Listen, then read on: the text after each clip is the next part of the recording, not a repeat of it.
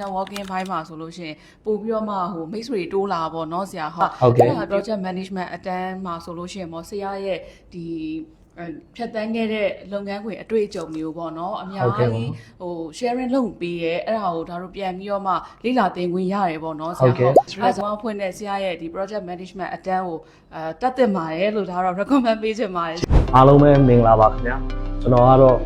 Innovative Dragon Management Institute ကနေဖွင့်လှစ်သင်ကြားနေတဲ့ Project Planning and Management ဘာသာရပ်မှာသင်ကြားပေးနေတဲ့ lecturer ဦးရဲစောမျိုးဖြစ်ပါတယ်ဒီနေ့မှာကျွန်တော်သင်ကြားနေတဲ့ Project Planning and Management ဘာသာရပ်မှာတက်ရောက်နေစေ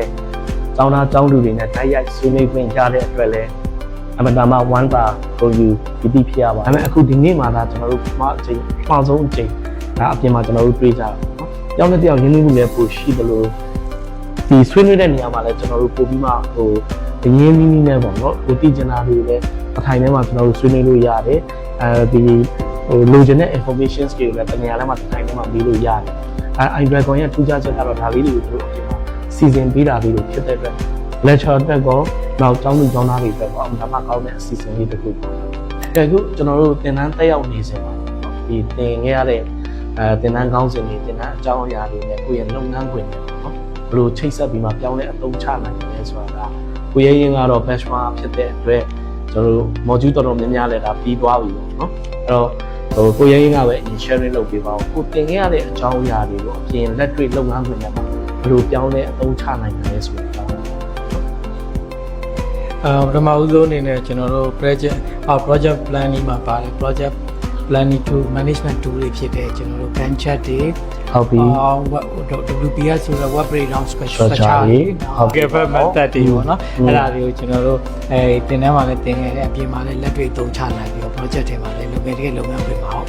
်လက်တွေ့သုံးချနိုင်ခဲ့ပါတယ်ဟုတ်ကဲ့ပါဟုတ်နောက်တစ်ခုကတော့ကျွန်တော်တို့ risk management ပေါ့နော်ဟုတ်ပြီ risk management ရဲ့ technique တွေကိုလည်းသုံးချနိုင်ခဲ့တယ်ဟုတ်ပြီဘယ်လိုလဲဆိုတော့ကျွန်တော်တို့ project မစခင်မှာ project မှာတကယ်စပြီးတော့လုပ်တဲ့အခါမှာဖြစ်လာနိုင်တယ် project မှာဖြစ်လာနိုင်တယ်ဟိုဟာတွေပေါ့ potential risk တွေကိုကျွန်တော်တို့ကြိုတင်စဉ်းစားတွက်ထုတ်ပြီးတော့တကယ်လည်းဖြစ်လာရင်ဘယ်လိုကင်တွယ်ဖြည့်ရှင်းမယ်ဆိုတာတွေအတွက်ကိုဟိုကြိုစဉ်းစားပြီးတော့လေဟိုကျွန်တော်တွက်ထုတ်ပြီးတော့ကြိုတင်စဉ်းစားတွက်ထုတ်ပြီးတော့အစီအစဉ်တွေချဆွဲခဲ့တယ်ဟုတ်ပါပြီဒါကတော့အရင်တုန်းကလည်းဒါကျွန်တော်တို့ကတော့ TV ဒါလုပ်နေတာလည်းဖြစ်ချင်းဖြစ်မယ်ဟုတ်အခုကတော့ဒါဟိုစာတွေပြန်တင်လိုက်ရတာဖြစ်တဲ့အတွက်ကျွန်တော် theory စနစ်တကျပေါ့နော်ကျွန်တော်ဟို theory ကြကြလေးအပြင်မှာကျွန်တော်ပြန်လို့ပြီးမှပြောင်းလဲအသုံးချနိုင်တာဆိုတာလေးကိုဒါလေးကိုတွေ့ရတယ်ပေါ့နော်ဒီလိုလေးဒီဘက်ကဒီမှာလေးစံတိတာလက်ကတော့အခုလက်ရှိမှာဆိုတော့ week 40ကိုဆရာတို့တွေ့ခဲ့ပြီဆိုတော့ဒီမှာလေးရဲ့ဒီတင်ကြားခဲ့ရတဲ့အတွေ့အကြုံတွေတင်ကြားခဲ့ရတဲ့ခေါင်းစဉ်တွေတင်ကြားခဲ့ရတဲ့အကြောင်းအရာတွေကိုဒီလက်ရှိလုပ်ငန်းဝင်တွေမှာဘယ်လိုပြောင်းလဲအသုံးချနိုင်လဲ sharing လေးလုပ်ပေးပါကဲပါဆရာဒါတော့အခု week 4ပေါ့နော် week 4ဆိုတော့ module 3ပေါ့3ခုလောက်တော့သင်ပြီးပါပြီဆရာ ဟုတ်ကဲ့ပါ module 4ခုမှာအခုပြောသွားခဲ့တဲ့ဒီထဲကနေပြီးတော့အကြောင်းအရာတစ်ခုပေါ့နော်ဆရာဟုတ်ပြီဆိုတော့ letting management ပေါ့အဲ့မှာဆိုလို့ရှိရင် area 4ခုရှိရပေါ့နော်ဟုတ်ပြီကိုကွယ်ပြပြနဲ့ပို့ပြီးတော့တည်သွားရတယ်ဆရာဟုတ်ကဲ့နောက်ပြီးရဲ့အခါကျတော့ဒီဒါကိုပြန်ပြီးတော့ဒီလုပ်ငန်းခွင်မှာဆိုလို့ရှိရင်project ကဘာလဲ operation ကဘာလဲဆိုတာကိုတေချာလေးတည်သွားတယ်ပေါ့နော်ဆရာဟုတ်ပြီဒါလေးတော့လမ်းလေးလုပ်ခဲ့ရပါတယ်ဟုတ်ကဲ့ပါဆိုတော့ကျတော့လုပ်နေတဲ့ဟာဟို project လား operation လားမကွဲဘူးပေါ့နော်ဟုတ်ကဲ့ပါဆရာဟုတ်ကဲ့ကျတော့တေချာလေးတည်သွားပါပေါ့ဆရာဟုတ်ကဲ့ပါကျေးဇူးတင်ပါတယ်အဲ့တော့ကျွန်တော်တို့ဒီ iDragon မှာပေါ့နော်ဒီ project management သင်တန်းကိုမတက်ခင်ပါပေါ့နော်ဒီသင်တန်းတက်ပြီးတော့ငါဘာတွေဒီသင်တန်းကနေ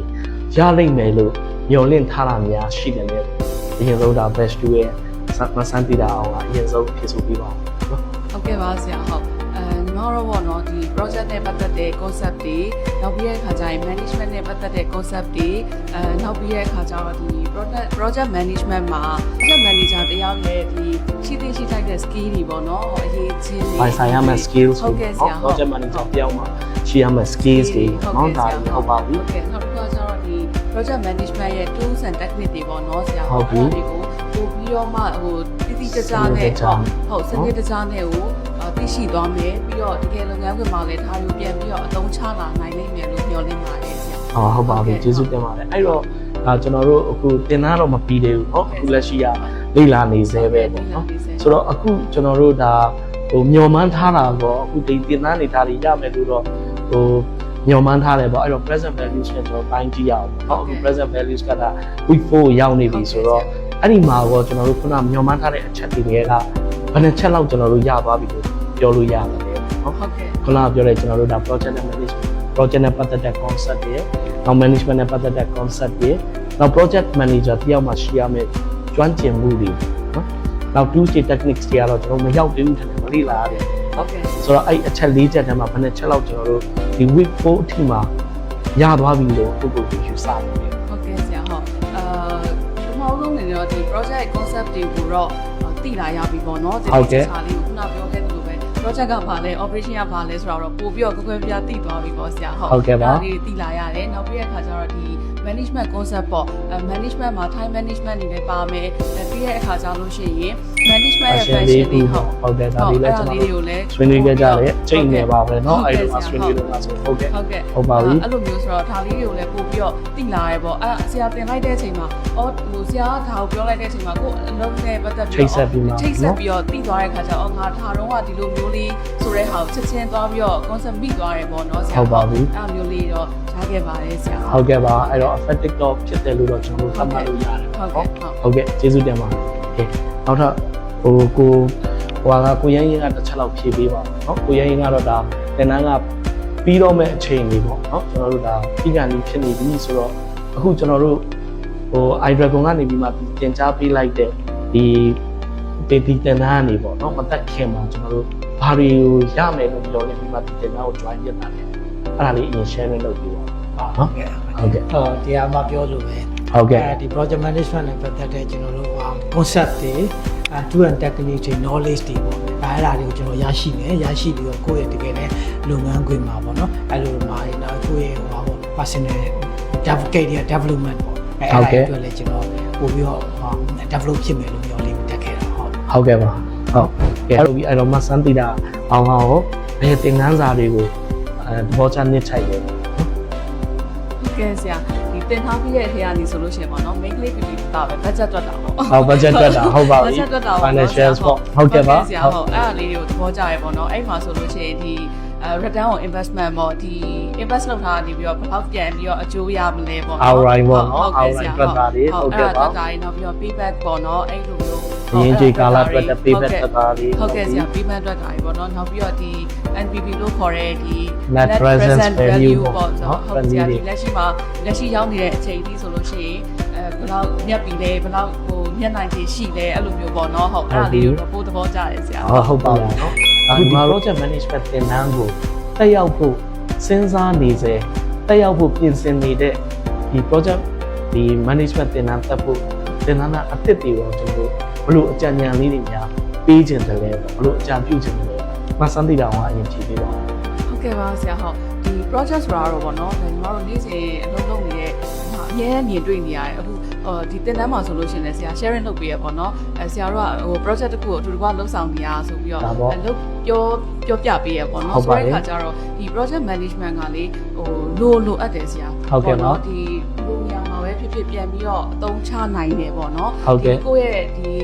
ဘယ်လိုပြောမလဲကိုလုပ်ခဲ့တဲ့အလုပ်တွေရဲ့မှာနောက်လုပ်မဲ့အလုပ်တွေရဲ့မှာဒီစနစ်ကြကြနဲ့ပို့ပြီးတော့လုပ်နိုင်လာတယ်ပေါ့နော်ဆိုတဲ့အခါကျတော့တက်စီချင်တယ်လူလာတော့လေဟုတ်ကဲ့ဟုတ်တက်စီချင်တယ်တက်ဖို့လည်းဖိတ်ခေါ်ပါရဲဆရာဟုတ်တက်ဖို့လည်းဖိတ်ခေါ်ပါရဲဘာဖြစ်လို့လဲဆိုတော့လေပို့ပြီးတော့ပေါ့နော်ဟိုစီးစနစ်တကြနဲ့ဒီစနစ်တကြနဲ့ဟိုမှလုံနိုင်တာလိမ့်မယ်လုံနိုင်လာမယ်ပေါ့နော်ဆရာဟုတ်အဲ့ဒါမျိုးအဲ့ဒါကြောင့်မို့လို့ဒါရောက်ပြီးတော့တက်ပါလို့ဖိတ်ခေါ်ပါရဲဆရာဟုတ်ပါတယ်မှန်ပါတယ်เนาะကျွန်တော်တို့ဒါဘဝတစ်လျှောက်မှာကျွန်တော်တို့ project တွေသေးလေးတွေကြီးကြီးတွေအများကြီးကျွန်တော်တို့လုပ်ခဲ့ကြတယ်ဒါပေမဲ့ဒါတွေက project မှာကျွန်တော်တို့မသိခဲ့ကြဘူးเนาะဒါကြောင့်ကျွန်တော်အတန်းမှလည်းကျွန်တော်အများအားပြောပါတယ်ကျွန်တော်စာသင်နေတာမဟုတ်ဘူးကျွန်တော်တို့ဒါအခုဒီ project management အတန်းက10ဘက်ကျွန်တော်တို့အချိန်ယူရမယ်ဒါကျွန်တော်တို့ project အတူတူပါလုပ်နေကြတာအခုဒါကျွန်တော်တို့ဒီ panel discussion လုပ်နေတာဒါလည်း project တစ်ခုကျွန်တော်လုပ်နေတာအချိန်ဘယ်လောက်စာအောင်เนาะအဲ့အချိန်ပြီးသွားလို့ရှိရင်ထပ်လုပ်လို့လည်းမရတော့ဘူးเนาะဒါ project တွေကျွန်တော်လုပ်နေတာဒါပေမဲ့ကျွန်တော်တို့တတိမပြုတ်ပြီးကြအောင်အဲ့တော့အလုပ်တစ်ခုလုပ်တဲ့အခါမှာ project တစ်ခုလုပ်တဲ့နေရာမှာကျွန်တော်တို့က constraint က3ခုပဲရှိတာပေးထားတဲ့ timeline တွင်းဝင်ရမယ်သတ်မှတ်ထားတဲ့ budget ကိုသုံးနိုင်ရမယ်ကိုမြင်မှန်းထားတဲ့ performance quality ဖြစ်ရမယ်ဒီ shootout 3ခုနဲ့ပဲကျွန်တော်တို့ပြောနေကြတာเนาะ အဲ့တော့အဲ့ဒီဟာတွေကိုကျွန်တော်တို့စီမံခန့်ခွဲနိုင်ဖို့က project management ရဲ့ skills တွေ tools တွေ technique တွေကိုကျွမ်းကျင်နေတယ်ကျွန်တော်တို့ဒီစီမံကိန်းတွေကိုဒီ project တွေကိုဘယ်မှစီမံခန့်ခွဲလို့ရမှာမဟုတ်ဘူးဒါကြောင့်မို့ project management ရဲ့ဒီ tools တွေ techniques တွေဒီ skills တွေကလူတိုင်းမှာရှိတဲ့လူတိုင်းကတတ်တဲ့နေလို့ကျွန်တော်တို့ယူဆတာနော်ကဲအဲ့တော့ကျွန်တော်တို့ဆွေးနွေးတာလဲဟိုတော်တော်လေး topic အကြောင်းအရာလေးတွေလည်းတော်တော်စုံသွားပြီနော်အဲ့တော့ anyway ပါဒီနေ့ကျွန်တော်နဲ့တိုက်ရိုက်လာပြီးမှဆွေးနွေးခွင့်ပေးတဲ့ဒီ iDragon ဒီ Management Institute ပေါ့နော်ဒီအကြောင်းကိုလည်းကျွန်တော်ကျေးဇူးတင်ပါတယ်ဟိုကိုယ်တိုင်ကိုကြလာရောက်ပြီးမှဆွေးနွေးပေးသွားတဲ့ဒါ batch 1ကကိုရဲရင်ရဲ့နောက် batch 2ကမှစမ်းသိတာအောင်ကိုလည်းအထူးကျေးဇူးတင်တယ်လို့ပြောကြားရင်းနဲ့ပဲကျွန်တော်ဒီမှာပဲလုံးချုပ်ပြရစီနော်ဟုတ်ကဲ့ပါ